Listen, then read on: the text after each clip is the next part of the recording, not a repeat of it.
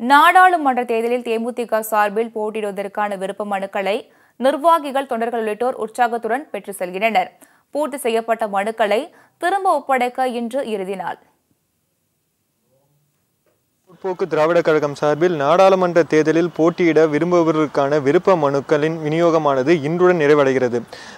நாடாளுமன்ற தேர்தல் விரைவில் நடைபெற உள்ள நிலையில் தேசிய முற்போக்கு திராவிட கழகம் சார்பில் நாடாளுமன்ற தேர்தலில் போட்டியிட விரும்புபவர்களுக்கான விருப்ப மனுக்கள் கடந்த மாதம் 24ஆம் தேதி முதல் விநியோகிக்கப்பட்டு வருகிறது. சென்னை கோயம்பேட்டில் அமைந்துள்ள தேமுதிக தலைமை கழகத்தில் இந்த விருப்ப மனு விநியோகமானது நடைபெற்று வந்தது.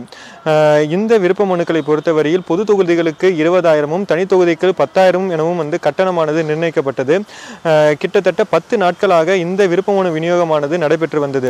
குறிப்பாக கடந்த 24ஆம் தேதி முதல் நாள்தோறும் தமிழகத்தின் பல்வேறு மாவட்டங்களில் இருந்து ஆர்வமுடன் தேமுதிகவினர் இந்த விருப்ப மனுக்களை வாங்கி செல்லக்கூடிய அந்த காட்சிகளை நம்மால் பார்க்க முடிந்தது.